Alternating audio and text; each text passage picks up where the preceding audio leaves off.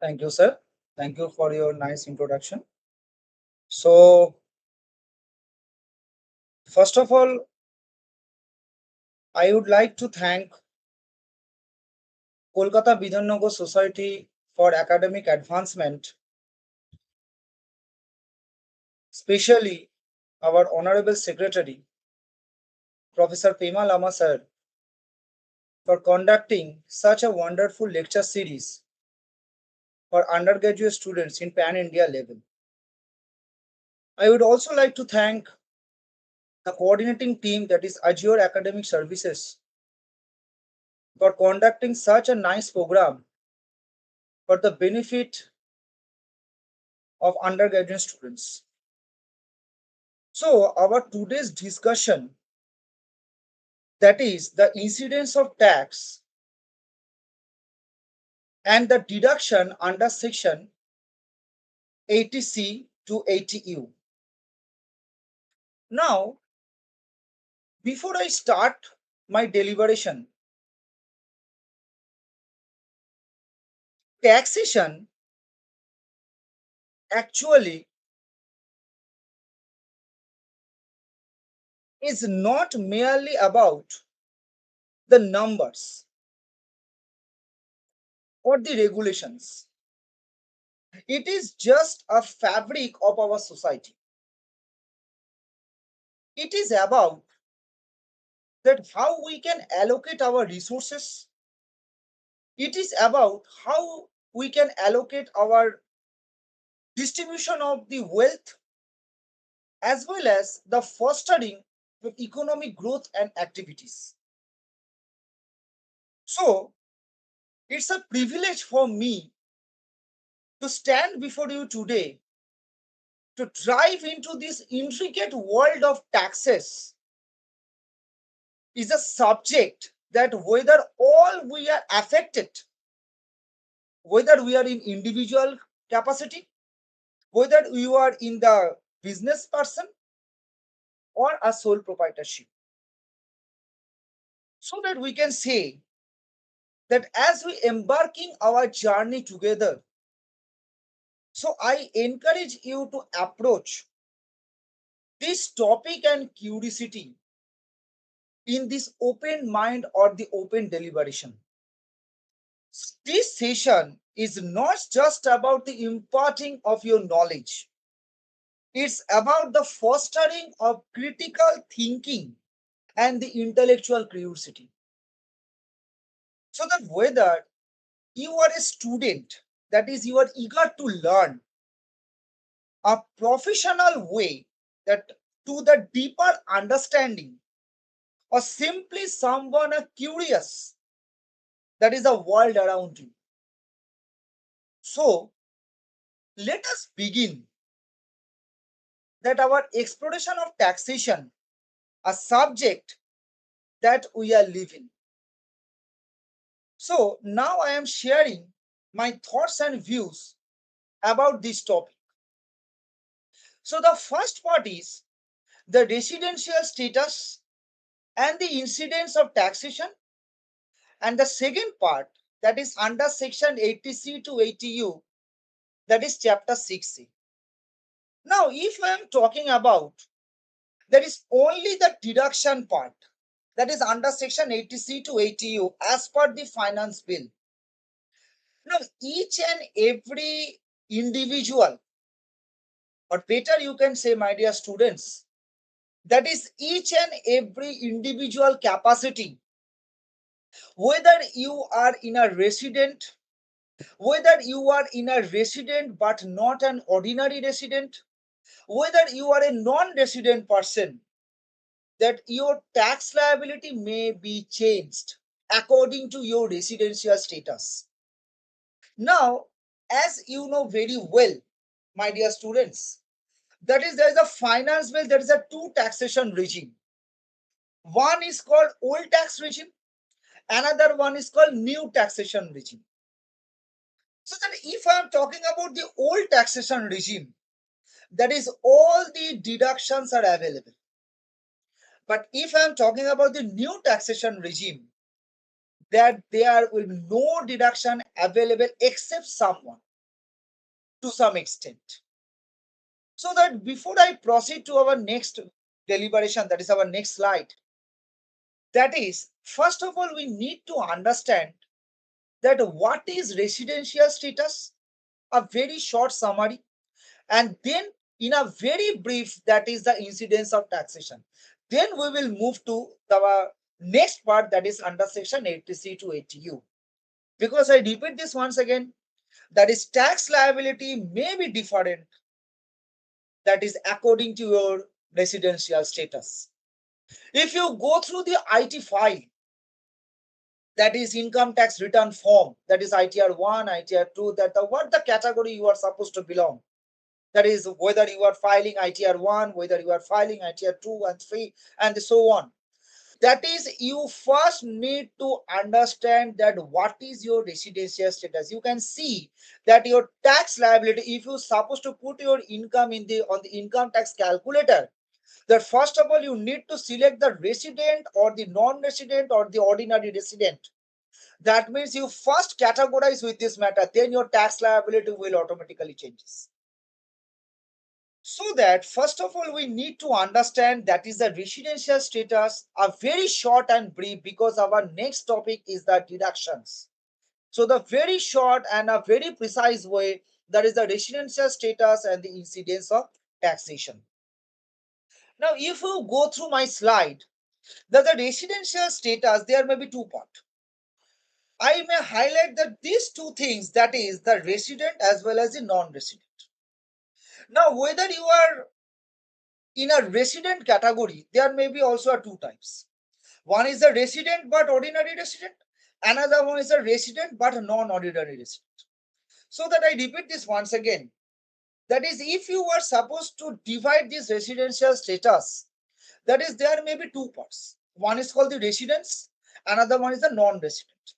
Now, if you are talking about the residential part, that is the residential part may be in a two types. One is the resident and the ordinary resident. Another one is a resident but not an ordinary resident. Now let us begin with who is called about the resident and ordinary, who is a non-resident, what are the different provisions under the Income Tax Act, or what are the different provisions under the resident but not an ordinary resident. So let us begin. It is a very simple. So just to begin with. So that just I have told about, that is the taxability of an individual in India depends upon the residential status in a one particular financial year. As you know very well, my dear students, there is a financial year, that is your fiscal year or the previous year, as well as the assessment year. That the financial year, that year, that means you are earned or the various type of income that has been accrued, and the assessment year on that year in which you can file your taxation. That means you are file your income tax return on the basis of your previous year. So that the resident or the non-resident, that the resident but an ordinary resident, it is simply depend upon your taxation ability and the residential status. So that this term, that is the residential status, has been invented under the income tax law with the jumble of citizenship of India. Now, the residential status may be a different types of the person. Whether you are an individual capacity, whether you are a firm, whether you are an assessment of person, whether you are a POP person, whether you are a company, whether you are a partnership business, whether you are a sole proprietorship, etc. So that this has been determined in a very different way. So that in this session, we are going to discuss how this residential status and the taxpayer can be determined in a one particular financial year. So, first of all, you need to determine your residential status in a very short and precise way. So, for this purpose of income tax of India, I am categorized as the three parts. That is according to the Income Tax Act. That is a resident, that is a resident and ordinary resident, that is called ROR, my dear students. Second is the resident but not an ordinary student, that is the RNOR. And the third one is the non-resident. Now, obviously, the question categorized in your mind said, what are the underlying provisions under that the whether a person is calling about the resident or the non-resident and the resident but non-ordinary resident. It is a very simple. It is a very precise. So that if I am talking about the resident, I subject to categorize my slide in this way. That is, first of all, the basic, then the intermediate, right? So the first is the resident. So a taxpayer who is like to qualify as a resident of India if is satisfied one of the following two conditions. That means in a very simple, loud and clear, my dear students, that is whether I am calling about some person of a resident that he or she must have to satisfy. That is the two conditions. Any one of the two following conditions. Now, what are the conditions? The conditions is, that is, he or she must have to stay in India in a one particular financial year, 182 days or more. That the first condition is that is the 182 days or more if he or she live in India, that is in a one particular financial year, that is previous year or the fiscal year, that is he or she will be called about the resident. But if suppose the person doesn't satisfy or doesn't belong to the first financial or the first condition, that the second one is that a person stays into immediate India immediately, that is four preceding year of 365 days or more and 60 days or more in the relevant financial year. So that what does it mean? It means that if a person not satisfy the first condition, that is the 182 days or more, then he or she must have to satisfy if he or she calling about the resident person, that is the next condition, that is in previous year, that the person is such about to stay about 60 days and the last four preceding year it is 365 days. That is previous year in 60 days and the apart from the previous year it will be 365 days. So there are different exclusion of the residential status. Suppose in a in that particular event, who is a senior or that who is a citizen of India, that a person leaves India for an employment purpose. This is very important term. A person who is a citizen of India, but the person leaves India for an employment purpose during one particular financial year, then only the first condition has been applied for. And that the what is the first condition? The first condition is that is the 182 days or more a person supposed to residing in India in a one particular financial year. So that this particular term from the financial year 2021, as you can see my slide, that the period is reduced to 122 days or more and the percent total income exceeding other than the foreign sources, it is 15 lakhs. I repeat this once again. Don't worry about it, my dear students. I told that the person who is supposed to residing in India 182 days or more, he or she will be called about the resident. If doesn't follow this, satisfy the first condition, then the second condition is previous year 60 days. And the apart from the previous year, last four previous year, he or she must reside into 365 days in India. Now I am talking about that the some exclusion of this term. That means some exclusion of the residential purpose.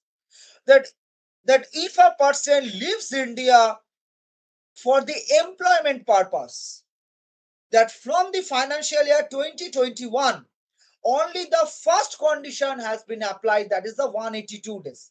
But after passing the financial bill, that is in financial year 2021, the period is reduced to 122 days, but subject to condition that the income exceeding 15 lakhs apart from the foreign sources. Now uh, there is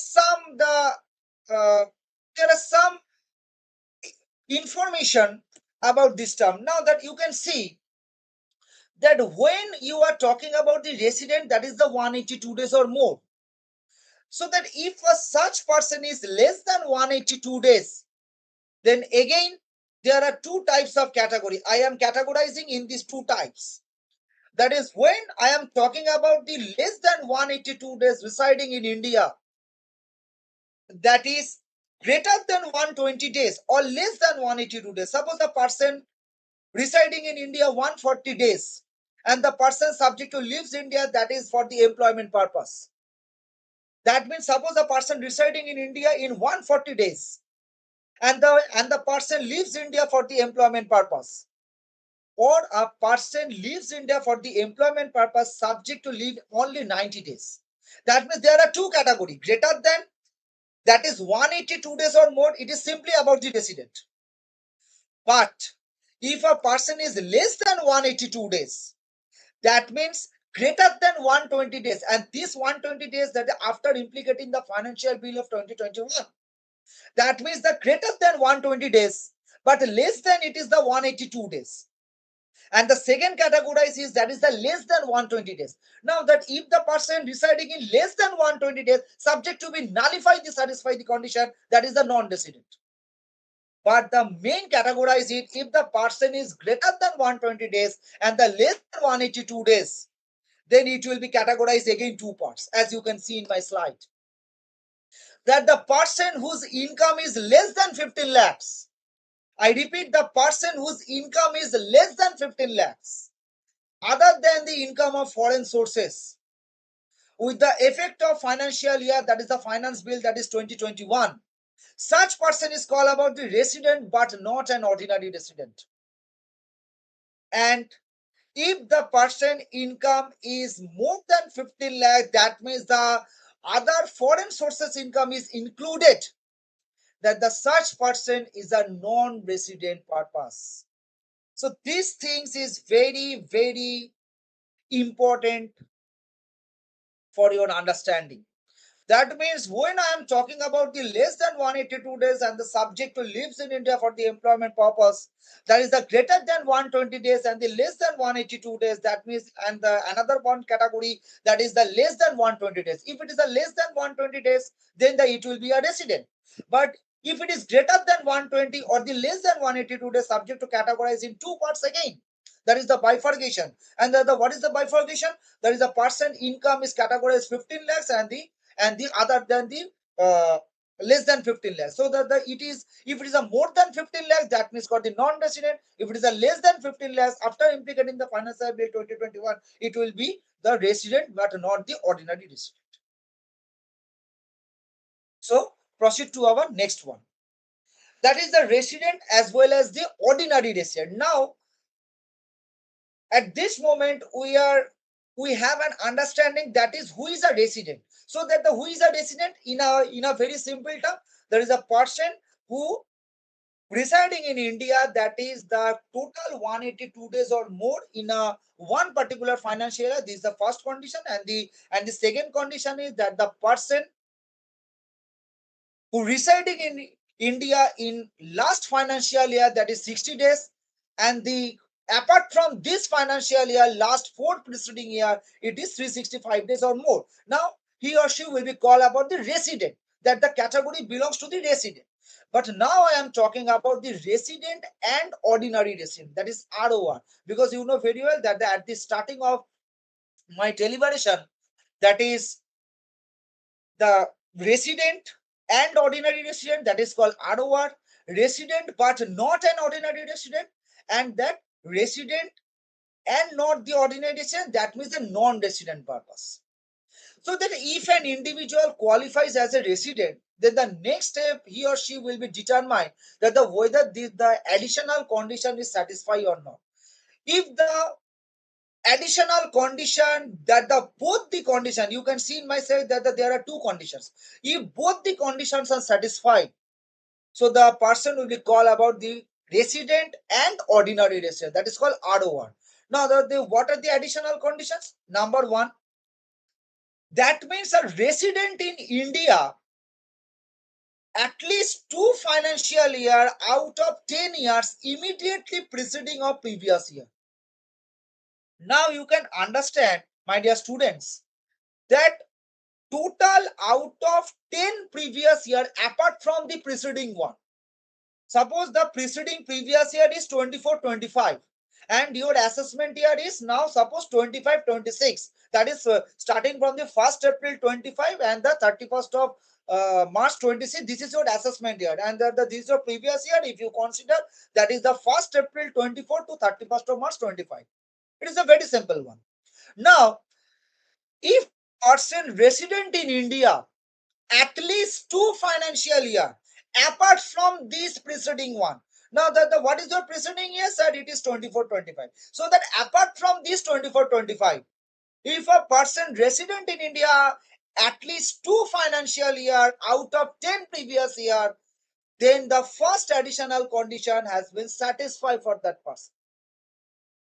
And the second one, he stays in India in 730 days in 7 immediately preceding financial year.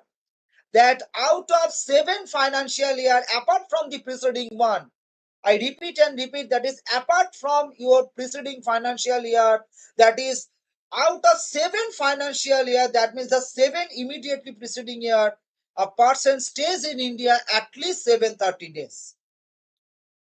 Now, if a person fails to satisfy that both the conditions, that is, he will be considered as resident but not an ordinary resident. And that if a person satisfy both the conditions, then a person will be called about the resident and the ordinary resident. So just here is a synopsis. That is the financial year 2021, a citizen of India or a person of an Indian origin who leaves India for an employment purpose outside India during a one particular financial year. There is the aggregation of period, that is the total, the residing period, that is the 182 days or more. Now, such condition will apply if the total income other than the foreign sources, excluding the 15 lakhs, that also be a citizen of India, will be called about the resident as well as the ordinary resident.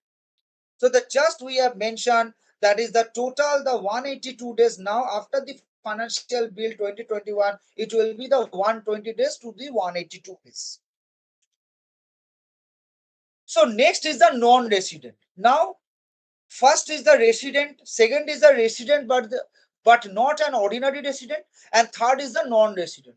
So a non-resident, that is a person or an individual neither satisfying any one of the basic condition, then it will be considered under the non-resident. So that the what is the basic condition, as you know very well, that is previous year 182 days, and the second one, if the person or an individual not satisfied to, that is the first condition, then the second one is, that is previous year 60 days, and the apart from the previous year last 4 year it is 365 days. And that if a person fails to satisfy any one of the two of the basic condition, then the person will be considered as a non-resident, that is NR. So that up to this, that we have discussed, that is who you, that is who is a resident but not an ordinary resident, who is a resident and ordinary resident, as well as a non-resident. So just here is the synopsis, that is satisfying the condition, that is the previous year, just I have mentioned, there is a stays in India, that is 120, that is the 182 days or more, and the second one is the 60 days, and the previous year and the last 4 years 365 days. If doesn't satisfy, then the non-resident.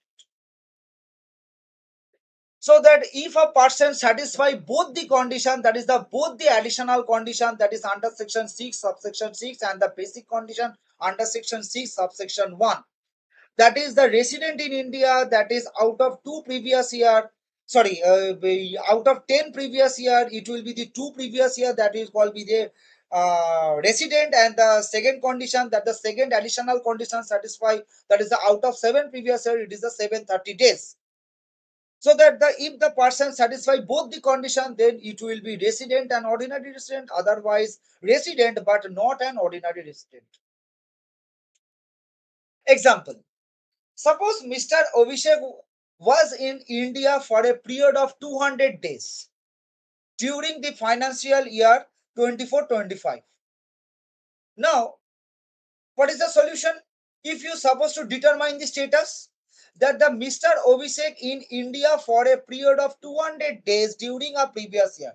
Now, if you go through the basic condition, the first condition is that is whether the person residing in India in 182 days or more in a one particular financial year. This is the first basic condition. If doesn't fall the or the satisfy the first one, then we will move to the second one. That is the previous year 60 days and the last 4 year it is 365 days. But I think in this question that is it is clearly mentioned that the Mr. Abhishek was in India for a period of 200 days, that is previous year 24-25. So it is clearly mentioned that the Mr. Abhishek satisfied first basic condition, that is under section 6(1)(a), under section 6 subsection 1 clause A, that is a period of 200 days, that is greater than 182 days or more, so that you will be considered as a resident in India. So that the solution that I have written here, that is he is a resident in India. Just I am to highlight this one, that is he is a resident in India for that one particular financial year. Now second is, you can see Mr. Abhishek. Now I am just to intermediate this question. Mr. Abhishek was in India for a period of 150 days during a financial year or the previous year 2024-25. What is saying? That is Mr. Abhishek was in India for a period of 150 days during a financial year 2024-25, and from 2019-20 to 23-24 he was in India for a period of 400 days. Now you can satisfy that which condition, that the first is my basic condition, second is my additional condition. Now that what is your first basic condition, that is the previous year 182 days. That in our first example, that is if you go through our first example, that is previous year, that is 182 days, that is Mr. Abhishek is greater than 200 days. But now in this question, there are some tricky, that the what is the tricky, that is the previous year it is 150 days. So first basic condition will be nullified here. Now we move to the another basic, that the second basic condition. Now the what is the second basic condition? That is previous year 60 days. Obviously it will be greater than, that is the 150 days, that is the greater than 60 days. So the first one is satisfied, that is the previous year 60 days. So that he was in India previous year 60 days, and last four previous year, and the last four previous year apart from your preceding previous year, it will be 365 days. That means apart from 2024-25, excluding this one, that is your immediate previous year is 2024-25, that means that excluding this one, he stays in India for 410 days. That means greater than 365 days. So obviously he can satisfy the second basic condition, and he will be considered as a resident of India. Whether I am talking about the resident and ordinary, that means the satisfying the additional condition, that is under section 6 subsection 6. So that's a different thing. First of all, you need to satisfy the basic condition, that is under section 6 subsection 1, whether the person is a resident or not. If a person is a resident, then we will move to the next one, that the whether a person is an ordinary or a non-ordinary resident. So first of all, you need to satisfy that is a resident of India. So that the second basic condition is previous year 60 days, and the Mr. Abhishek residing in India, it is 150 days, that means the greater than 60 days. So the first one is satisfied, and the what is the second one? The second one is, that is the apart from this previous year, that is the apart from 24-25, Mr. Abhishek residing in India from the 1920 to 23-24, it is 410 days. So that it is greater than 365 days. So that obviously Mr. Abhishek is considered as a resident in India. I hope this will be clear after the greater the understanding. Now, third case. Mr. Abhishek left India for the employment purpose. He stays in India for 75 days. He never left India before. What will be the residential status? Mr. Abhishek left India for the employment purpose. He stays in India for 75 days. He never left India before. what will be the residential status. So you can see, as he left India for the employment purpose, the provisions under section 6 subsection 1 clause 3 will not be applicable. Only the previous provisions, that is under section 6(1)(a), I am highlighting this one, that is under section 6(1)(a) will be applicable. That means his stays in India is less than 182 days. Only the 75 days which is less than 182 days, so he will be considered as a non-resident individual person. Now you can easily say, sir, you have discussed previously that whether the person income is exceeding 15 lakh. My dear student, just you can remember my previous slides before I proceed to this sum. That is your total income other than the foreign sources. It will be less than or greater than 15 lakhs. But my dear students, the entire thing will absolutely remain silent in this question, that the whether his income is exceeding 15 lakh in a one particular year or that below 15 lakh in a one particular year. No information mentioned in the question, only the information mentioned that the leaves for the employment purpose and that the only residing in 75 days in India in a one particular financial year. So that according to this, without considering the income level, according to this section, without determining his income level, that the only the 75 days which is less than the 182 days, that is only the first basic condition, that is under section 6 subsection 1 clause A, that the first basic condition will be applicable.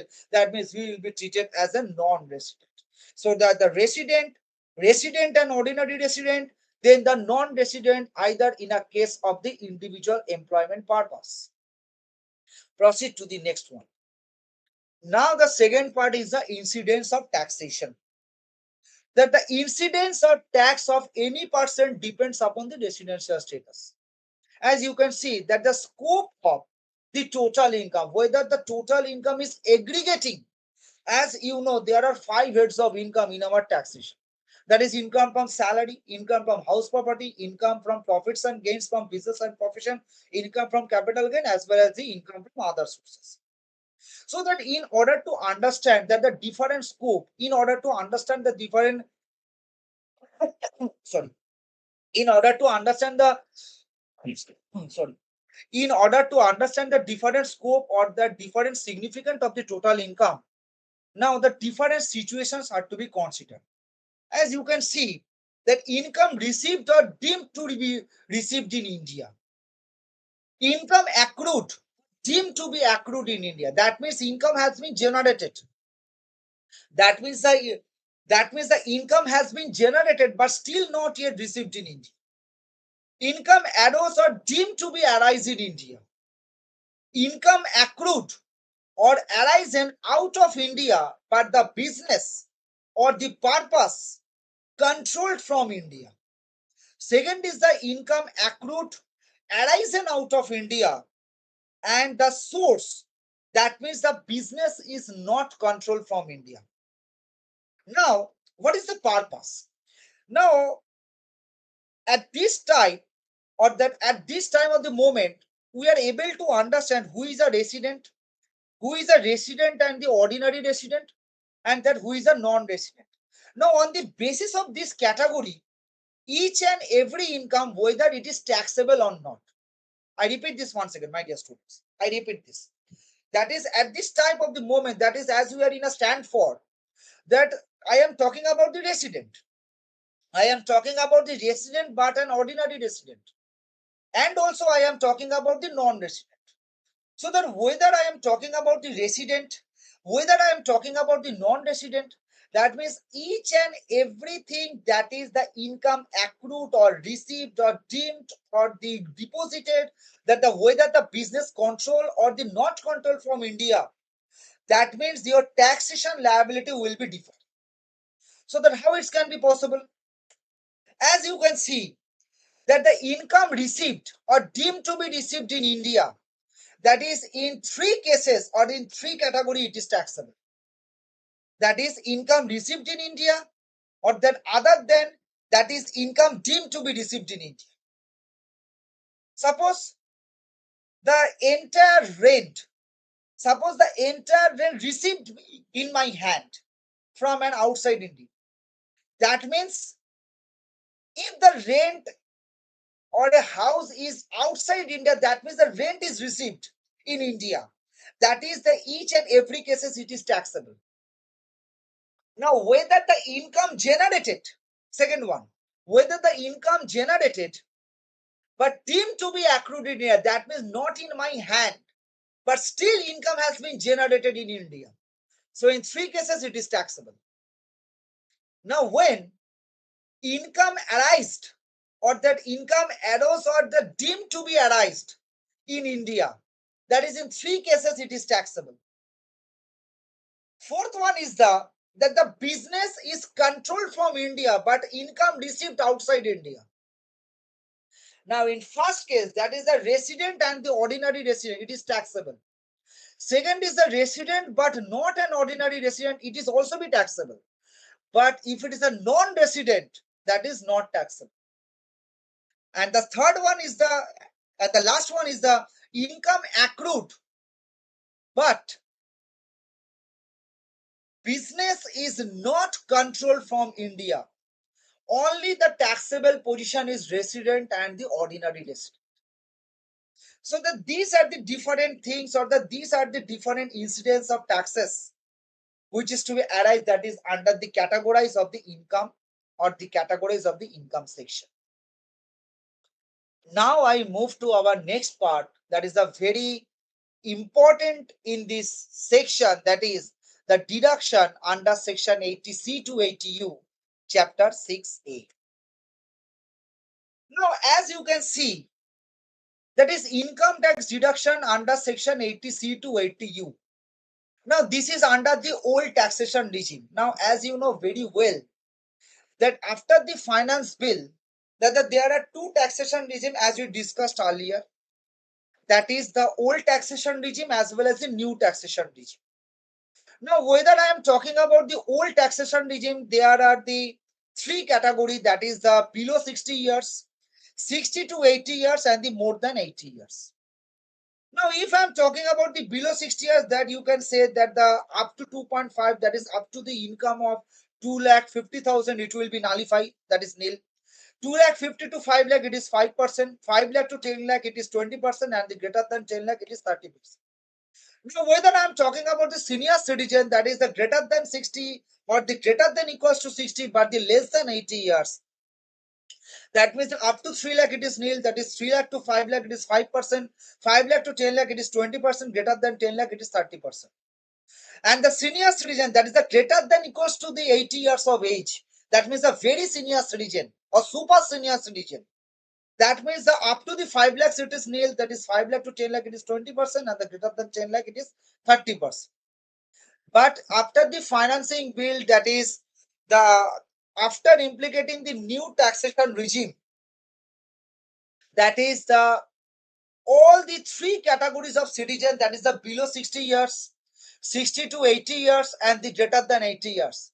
All this comes under the category in a one taxation slab, that is 0 to 4 lakh, 4 lakh to 8 lakh, 8 lakh to 12 lakh, 12 lakh to 15 lakh, 15 to 20, and the 20 and above.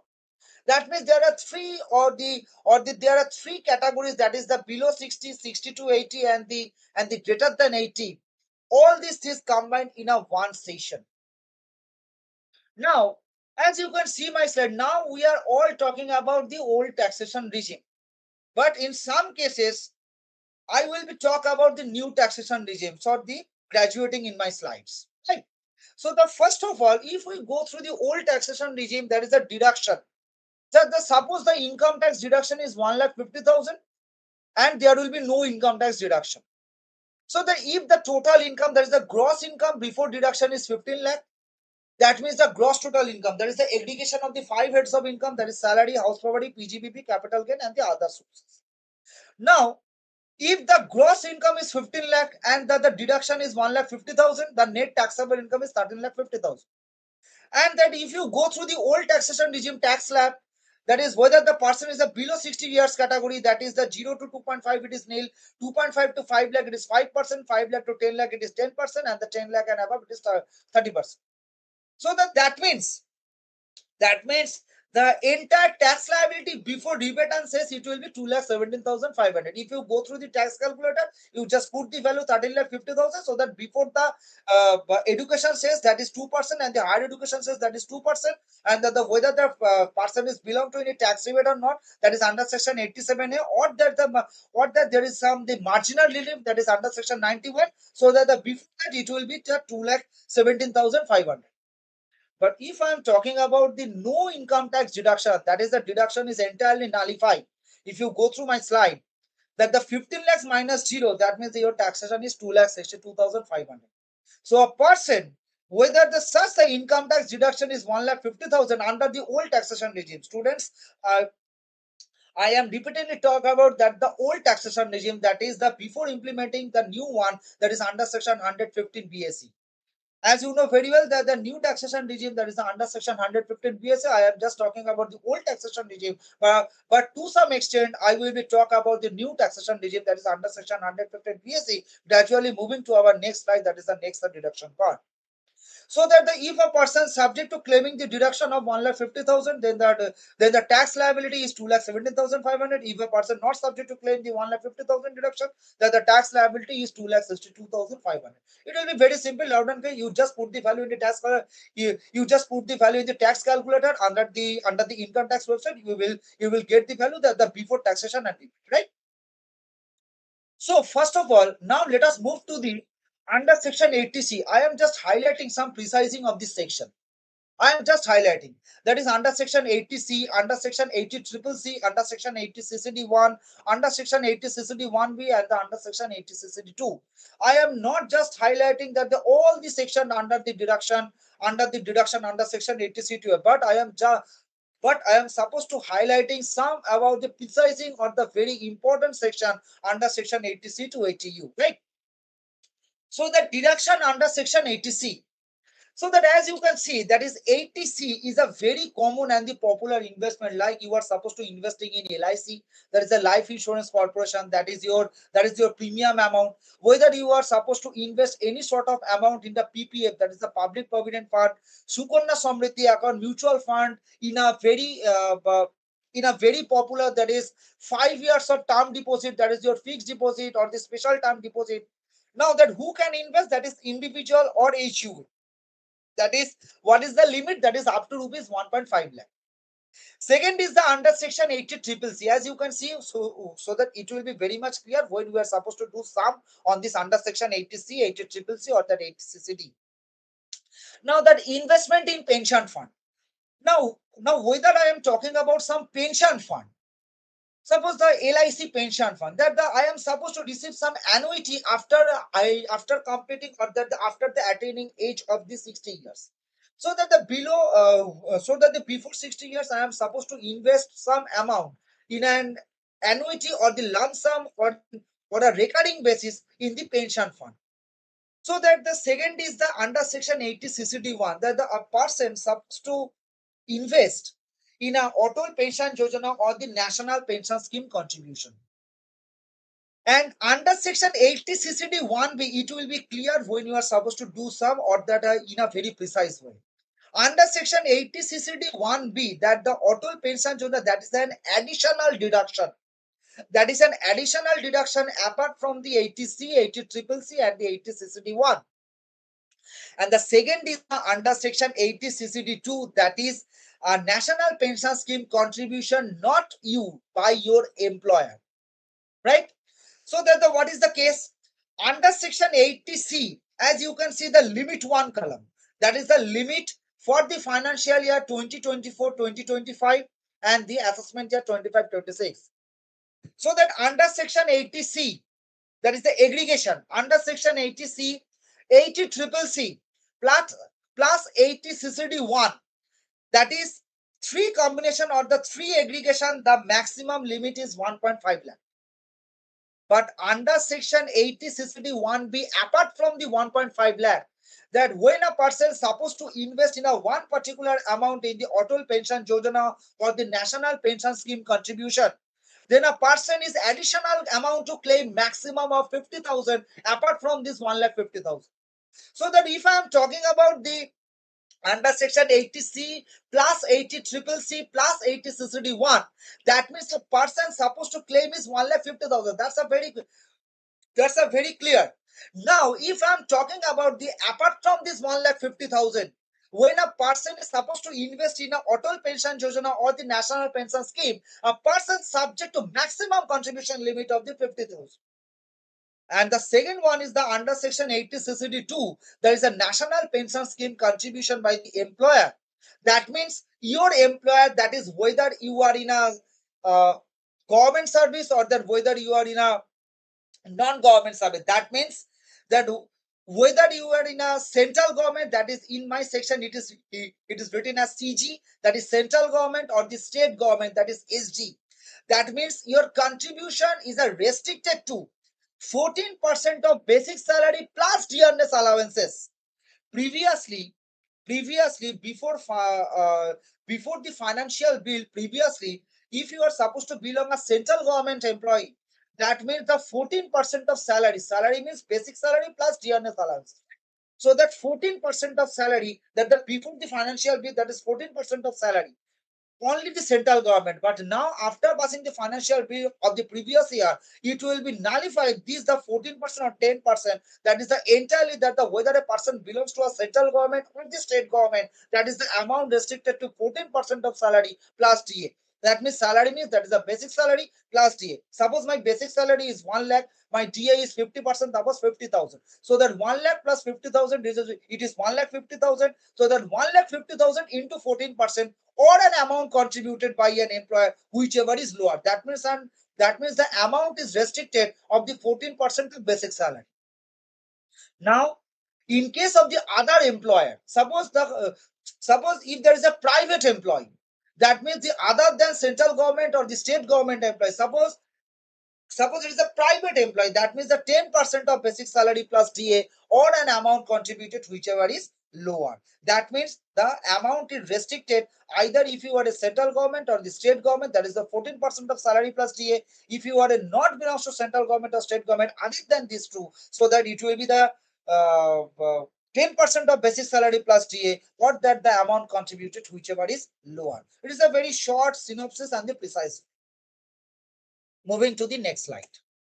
Now, as you can see, that is under section 80C. There is some chart. That is the how you can classify that you can claim the under section 80C. Just I have mentioned there is a life insurance premium, there is an annuity plan. As you can see my slide, there's a unique league savings scheme, there's a public provident fund, there's a non-commuted pension, that is the amount deducted from the employment of salary for the secured of the annuity, tuition fees payment, there is a repayment of housing loan, that is repayment of housing loan. These things is very, very important. Just I am highlighting, that is repayment of housing loan. That is this one. Repayment of housing loan. Only I am highlighting the interest one, not an interest. That is the principal, because interest on housing loan has already been deducted under the income from house property under section 24B. Under section 24B, you can claim the interest on housing loan. Here we can only consider that is the principal one. Suppose the principal plus interest, it is 2,14,000. Right, so that I am only considered about the 2 lakh, because the 14,000, that is the interest on housing loan, you have already claimed under the income from house property. Next is the senior citizen savings scheme investment. That is the public provident fund. That is 5-year fixed deposit. That is the Shukana Samriddhi account, and the mutual fund investment, which is equity linked savings scheme. That is ELSS. That is equity linked savings scheme. Now, very, very important term, that whether the policy, suppose I am taking a policy on LIC. Now, if the policy is taken or issued before 31st of March 2012, then it will be 20% of the capital assured. Suppose the total capital is 1,50,000, so that it will be 1,50,000 of 20%, that is 30,000. That the maximum sum that is I can get a deduction under section 80C. But if the policy is taken after 1/4/2012, that means suppose the policy is taken on 1st of May 2019, and the total policy is 2 lakhs, so that I can get the deduction of the 2 lakh into 10%, that is only for rupees 20,000, right?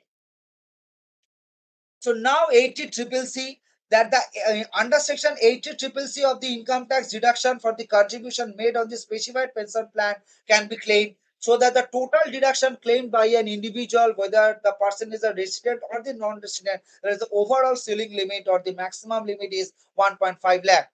Under section 80 CCD 1, there is the income tax deduction contribution by an individual to the eligible that the national pension scheme, then the under section 80C, 80 triple C and the 80 CCD 1, and the maximum deduction will be 1.5 lakh. But if the person supposed to qualify under section 80 CCD 1, that is the person is eligible to deduction, or will be get the deduction under section 80 CCB 1B, a person will get the tax saving benefit maximum limit of the 50,000. Now, this how this 50,000 will get, we will see in our later slide. Now, under section 80 CCD, these are deeper understanding that the will delve into the drive into the technique, or that the intricate in this manner, right? So that under section 80 CCD has been divided in the three subsections. That is 80 CCD 1, that is contribution by an employee or self, that is a salaried individual to NPS. Under section 80 CCD 1B, that is additional contribution by an employee or self, that is whether the person is a salaried individual, or whether the person is a non-salaried individual. Suppose a businessman, suppose in a any other person that is a not getting of any salary, that is to NPS, and the under section 80 CCD 2, that is condition made by an employer towards the national pension scheme. So that under section 80 CCD 1 divided in three parts, there is contribution made by an employee, that means uh, whether the person belongs to a salaried individual, or whether the person is a self-employed individual to NPS. Under section 80 CCD 1B, that is the additional deduction or contribution made by an employee, whether the person is a salaried individual or the self-employment person, that is the national pension scheme. And the under section 80 CCD 2, there is the contribution by an employer, contribution by an employer, just highlighted the term, that is contribution by an employer towards the NPS. Now, what we have discussed, that is under the old tax regime and the new taxation regime. Now, under the old taxation regime, under section 80 CCD, 80 triple C, 80 CCD 1, no, under section 80C, 80 triple C, or that 80 CCD 1, under the new taxation regime, no taxation benefit will be there. So that what does it mean? If you are investing under section 80C in LIC, if you are investing under section 80C in a national pension scheme, that is under section 80 triple C, so that in a old taxation regime it will be available, but in a new taxation regime, other than under section 80 CCD 2, that is the employer contribution to national pension scheme is only available. So that means under section 80C, 80 triple C, 80 CCD 1, under the old taxation regime, it is available. But under the new taxation regime, it is not available. Only the available under section 18, sorry, under section 80 CCD 2, that is the contribution by your employer on behalf of you, contribution by your employer on behalf of you to the national pension scheme under the new taxation regime, that is, you know very well, my dear students, that is 115 PSE, that is under section new taxation regime, it is available. So that we can say under the old taxation regime all the deductions are available, but under the new taxation regime, whether I am talking about 80 CCD 2, that is, as you know, that is the 14% of salary or the contribution made, whichever is lower in case of central government or state government employee, and that the other employee, that the person is not belong to central government or state government, there is a 10% of salary or the contribution made, whichever is lower, and the salary means that is the basic salary plus dearness allowances, right? So that under the old taxation regime, that is all the deductions are available. Under the new taxation regime, only the 80 CCD 2 is available. That is what is 80 CCD 2? As you can see, that is employer's contribution to the national pension scheme. So that as you can see, there is the additional deduction under section 80 CCD 1B. That is the amount is subject to rupees 50,000, right? So that the maximum deduction under section 80C, 80 triple C and the 80 CCD 1, it is 1,50,000. But the additional, that is 50,000, that is under section 80 CCD 1B, which is exceeding the maximum selling limit of 1 lakh of the 1,50,000. That means if a person is supposed to claim, that is under section 80C, 80 triple C and the 80 CCD 1, and the person is 1,50,000, but if a person uh, supposed to claim a deduction that is under section 80 CCD 1B, and that the maximum is the 50,000, so that the total deduction is 1,50,000 plus 50,000, that is the 2 lakh. And that the under section 80 CCD 1B, when a person supposed to claim, that is the person supposed to make a contribution to the national pension scheme, suppose the Atal pension Jojana, that is the national pension scheme, etc., etc. Okay. And the under section 80 CCD2, that is the whether the person is a salaried individual, whether the person is a self-employed individual, that is the 14% of salary or the 10% of salary or the contribution made, whichever is lower, that means the amount to be contributed by an employer. So that the status of employment. Now you can see this portion first. This portion. That means the salaried employee, that means the 10% of salary, that is basic plus DA, whether the self-employment person, that is the 20% of the gross total income. Now you can see the very, very important term in this thing. That is that whether I am talking about the salary, whether I am talking about the salary means basic plus D.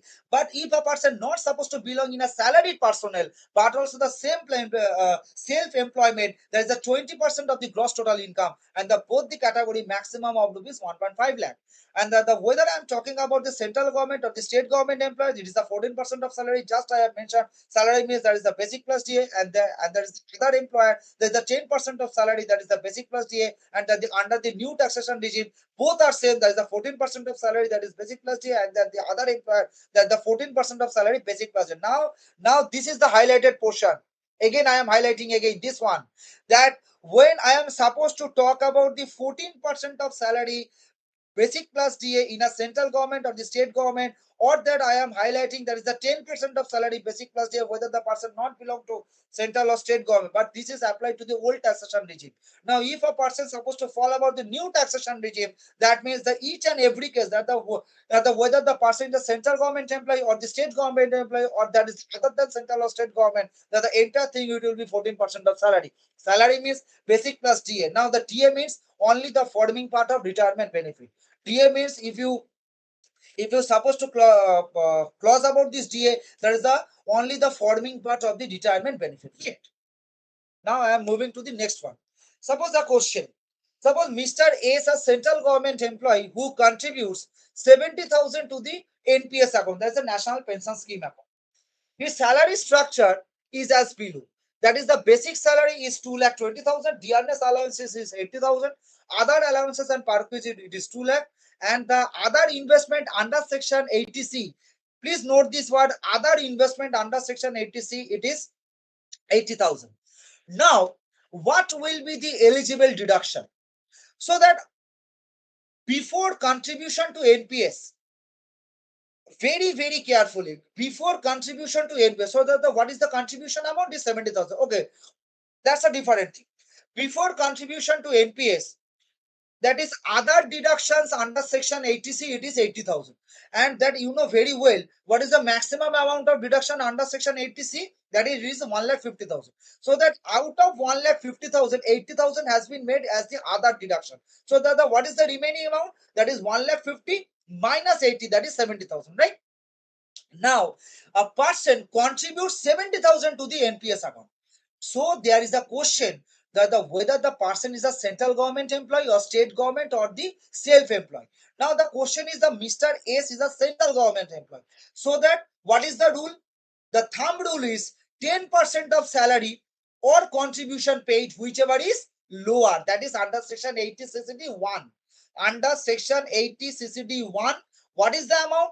10% of salary or contribution paid, whichever is lower. Now that what is the salary? Salary means basic plus DA. Now in this case, as you can highlight in this portion, that is basic is rupees 2,20,000, DA is rupees 80,000, so that 2,20,000 plus 80, that is rupees 3 lakh. 3 lakh into 10%, that is 30,000. So that the 10% of salary, that is 30,000, or contribution paid, that is 70,000, whichever is lower. So that 80 plus 30, so that entire contribution is how much?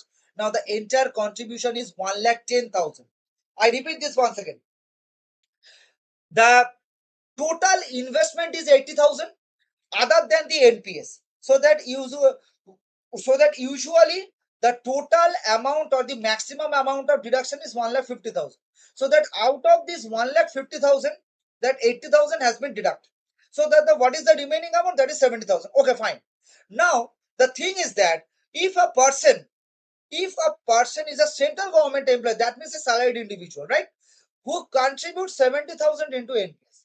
Now the thing is that the what is the maximum limit? The maximum limit, if a person is a salaried employee, that is the 10% of salary or the contribution paid, whichever is lower.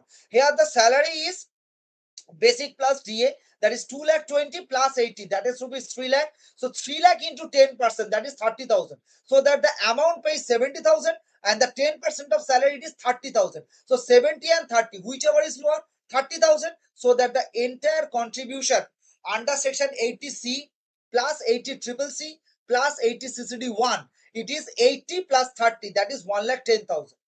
But remaining portion, that is a person is contributing to NPS, that means a person is eligible to claim a deduction under section 80 CCD 1B. And you know very well the maximum amount of 80 CCD 1B is 50,000. So out of 50,000, how much amount did he claim? Only 40,000. How it is 40,000? Because total contribution is 1,50,000. Out of 1,50,000, 1,10,000 is there. So that the what is the remaining? That is 1,50,000 minus 1,10,000. That is 40,000, and the maximum limit is 50,000. So that a person easily claim to 40,000. So that 80C, 80 triple C plus 80 CCD1, it will be 1,10,000, and the additional contribution under section 80 CCD 1B, it will be 40,000. So the total is 1,10,000 plus 40, that is 1,50,000. Here we can written that is the 1,10,000 plus 40, this one 1,10,000 plus 40, that is 1,50,000. Next is the, suppose in the above example, just I am to highlighting this example, that is the investment is 1,30,000. Now the only investment is 1,30,000. That means the other investment under section 80C, it has been written 80,000. Now instead of 80,000, he made an investment of 1,30,000. So that what is the different case? The different case is that is whether you are claiming 10% of salary, that is 30,000, or a person, that is 70,000, whichever is nullified. That means, what does it mean? I repeat this once again. I repeat, that is other investment, this one. That is other investment under section 80C, it is 80,000. But now I am telling you that the other investment is 1,30,000 instead of 80,000. So that will your answer change? The answer is absolutely change. Why? Because if I supposed to consider other investment is 1,30,000, what is the maximum ceiling limit? 1,50,000. So out of 1,50,000, 1,30,000 has been gone. So that the what is the remaining portion? That is 20,000. So this 20,000 will be allowed under section 80 CCD 1B. So that as you can see in this slide, that is under section 80 CCD 1B, that is this is 20,000. So that the maximum deduction, because you know the maximum deduction is 50,000, so that we can claim only 20,000. So that this is very, very crucial under section 80 CCD, 80 CCD 1B and the 80 CCD 2. Now, this is a very simple case. Mr. X has a following income or losses of the previous year 24-25. So that the income from business A, loss from business B, income from house 1, loss from house 2, short-term capital gain as well as the long-term capital loss. So that compute the gross total income of Mr. X under section as per the assessment year 25-20. So that is a very the simple one. That is the income from house 1, that is 84,200. Loss from house 2, that is 30,000. So that if we segregate the deduction, there is a total income from house property is 54,200. Second is the income from business A, that is the 1,80,000. Loss from business B, that is the 62,500. So that the entire it will be that is 1,17,500. Next is the short-term capital gain. As you can see my slide, there is short-term capital gain is 25,000, but the long-term capital loss it is 22,382. So the short-term capital gain it will be 25,000, but the long-term capital loss cannot be nullified because as per the set off and carry forward of losses, that means the long-term capital gain will be set up. That is against the long-term capital gain. If it is the not supposed to be the long-term capital gain in your one particular financial year, that it will be carried forward up to 8 assessment year. So that the long-term capital cost is entirely nullified. So that if we consider the total income from house property, total income from the business as well as the long-term or short-term capital gain, it will be 1,96,700. This is a very simple. Now we will move to the next part, that is the next deductions, that is the under section 80U. As you can see, Mr. U has the following payments during the previous year 24-25. That is LIC for his own life, sum assured is rupees 1 lakh and the policy is taken before 1/4/2012. Why this date has been given? Because you know very well that at the beginning of our lecture session that if the policy is taken before 1st April 2012 or if the policy is taken after 1st April 2012, so that the before 1st April 2012 it is the maximum 20% of maximum 20% of the policy value, but if the policy is taken after 1st April 2012, that is the maximum 10% of the policy value you can claim. So that the date has been given, that is the before 1st April and that is after 1st April. So that LIC of his own life, that is sum assured of rupees 1 lakh, policy is taken before 1st April 2012, that is 25,000. LIC of his married daughter life, that is the sum assured is 1,50,000 and the policy is taken, that is after 1st April 2012, that is the 2/5/2012, it is 17,500. LIC of his dependent brother's life, it is 11,200. Investment in national savings certificate, that is the 8th issue, that is rupees 20,000. Accrued interest on NSC including the last year interest, that is 2897,5036. Tuition fees for 2 children, that is 31,200. Compute the total deduction under section 80C. Now just to see, that is the computation of total deduction under section 80C of Mr. U. Now the thing is that the first case, that is LIC, this one, that is sorry, yes, that is LIC of his own life. Contribution paid it is 25,000, but we can claim only the qualifying amount, it is 20,000. Sir, why it is 20,000? Because if you go through the sum, as you can see in my slide, that is policy is taken before 1/4/2012. That means the what is the policy value? The policy value is 1 lakh. So the 1 lakh policy value and the entire, that is 20%. So that 1 lakh into 20%, that is rupees 20,000. So that, but the person subject to claim amount is 25,000. So that it will be an asterisk sign. It will be an asterisk sign, that is the 25,000, only the qualifying amount is 20,000. Second is the LIC of his married daughter life.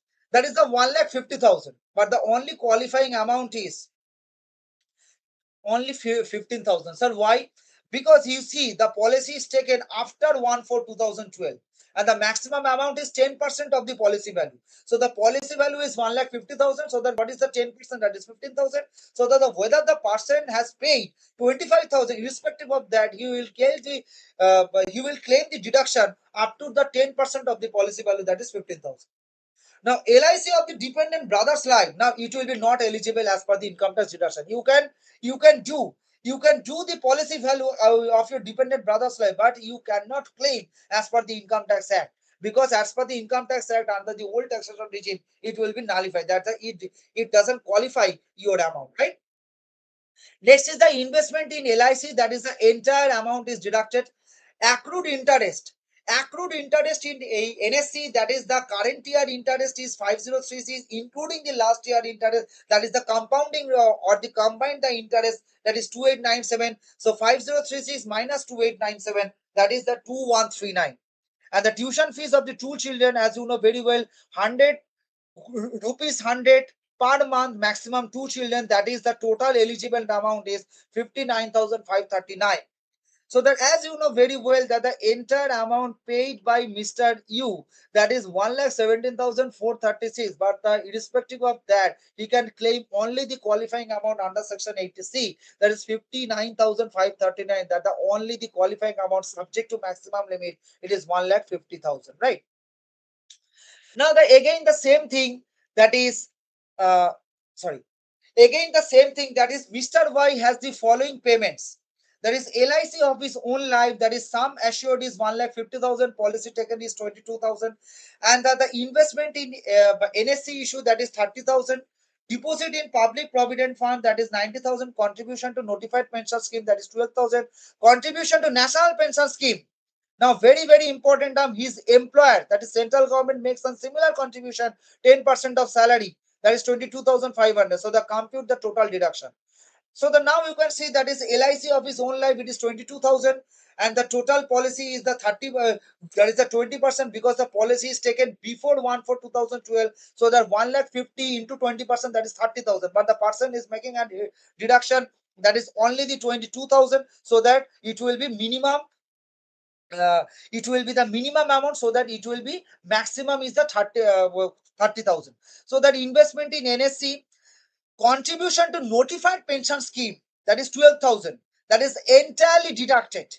Contribution to notified pension scheme, that is entirely deducted, and the person is supposed to NPS, that is the contribution to national pension scheme, that is the 10% of salary. That means whether the person is a central government employee or the state government employee, there's a 10% of salary or the amount paid, whichever is lower. So that you can see, there is that 22,000 plus 30,000 plus 90,000, so that it will be 1,42,000, and the maximum amount of deduction after considering 12,000, it is 1,54,000, but subject to qualifying it is 1,50,000. And that under section 80 CCD2, that is the 10% of salary or the contribution paid. Now the salary of contribution paid, that is 22,500, and that the under section 80 CCD 1B again is the 22,500. Why? Because the entire contribution is maximum amount of rupees 50,000. So that 1,50,000 plus 22,500 under section 80 CCD 1B plus 80 CCD 2, that is the 10% of salary or the amount paid, whichever is lower, that is 22,500. So that entire amount will be the 1,95,000. Right. So that the under section 80C, 80 triple C plus 80 CCD 1, it will be maximum 1,50,000.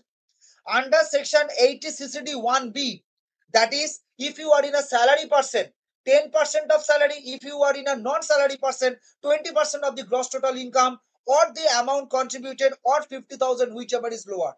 And that under section 80 CCD 2, that is contribution made by your employer, that is the 20% of salary, it is the 20% of salary or the 10% of salary or the 14% of salary or the contribution paid, whichever is lower. So that these things are totally be eligible in this section. Now I am moving to under section 80D in a very precise way. Now under section 80D is actually be the medical insurance or the expenditure of the preventive health checkup. Now, as you know that under this income tax benefit, we are supposed to consider the medical insurance premium. There is the expenditure on the preventive health checkup and the other medical expenditure.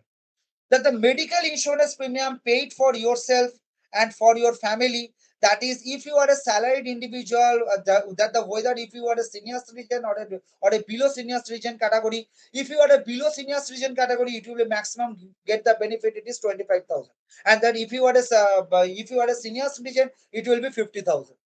Medical insurance premium for your parents. Now if your parents is attaining at the age of 60 years or more, it will be maximum deduction of 50,000. If it is a below that, if it is a below 60 years, it will be maximum, it will be 25,000.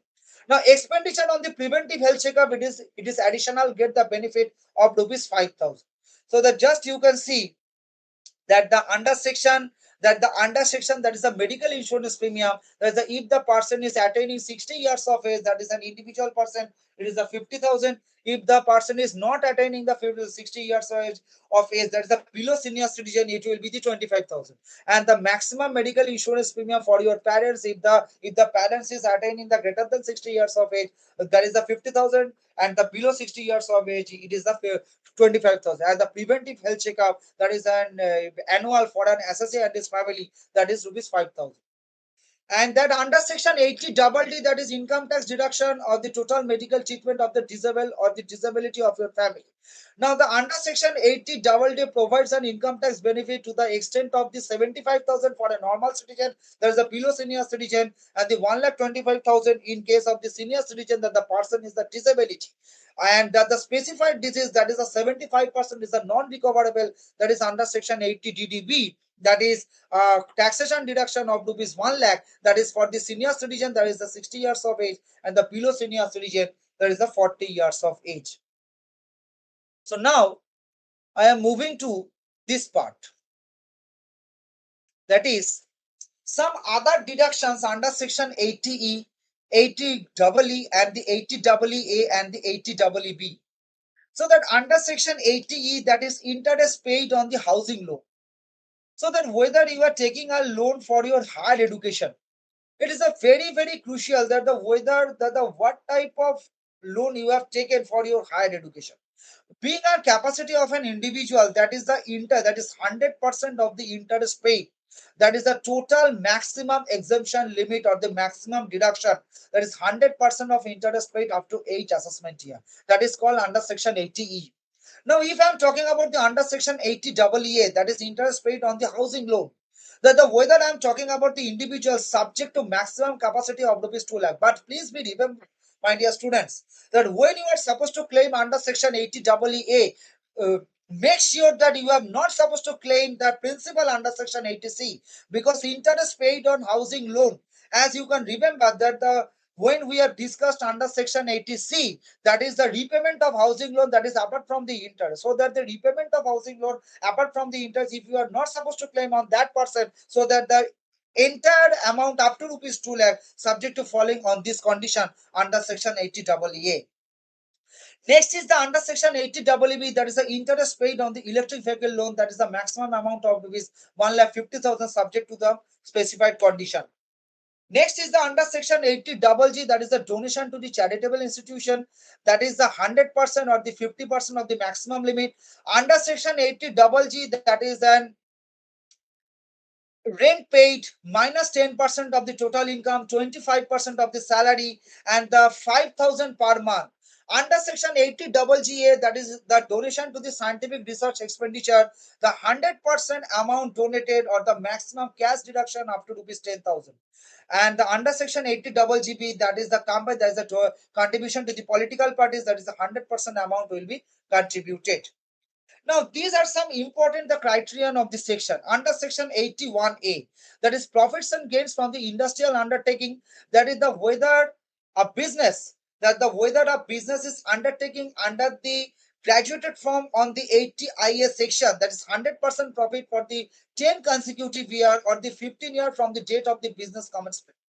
Whether the business is developing in an SEZ area, that is special economic zone, that means under section 80IA, that is the 10 consecutive year, that is 100% profit has been exempted. Under section 80IAC, that is the eligible startup, whether the company, whether the partnership, that is the dissolution of partnership to the LLP, that is the 3 consecutive year, it will be 100% eligible, that is 100% profit exemption. That the whether the I am talking about the 80IB, that is the profit from the industrial undertaking. There's a specified, there's a 25%, 30%, or the 100% of the such profit within the such the specified condition within a stipulated area. And the profit for the construction of the hotel, that is the under section 81B.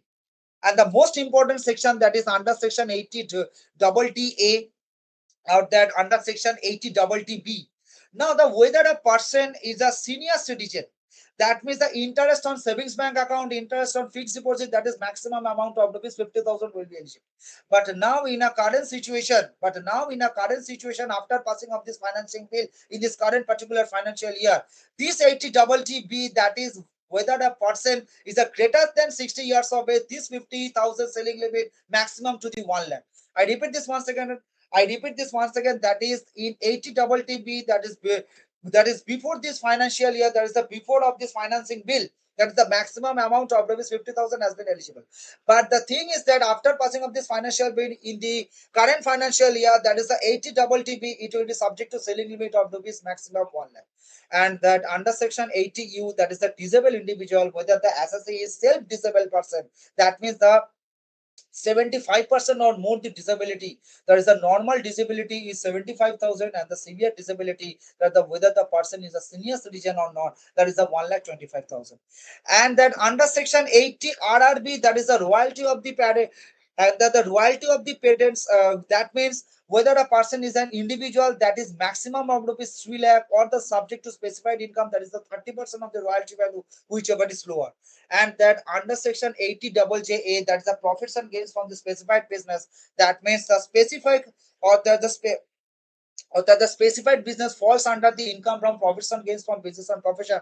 There is 100% of profit of the 5 consecutive years. So this is the overall synopsis and the overall entirely, that is the financing bill. So now I will like to hand over this session to the coordinator, sir. Sir, over to you.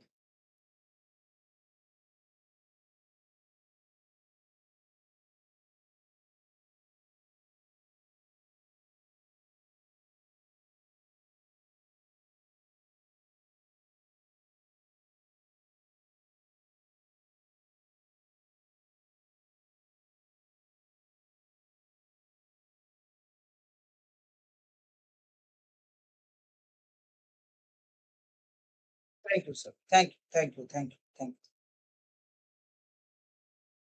Okay, sir. Okay. Okay, sir. Thank you.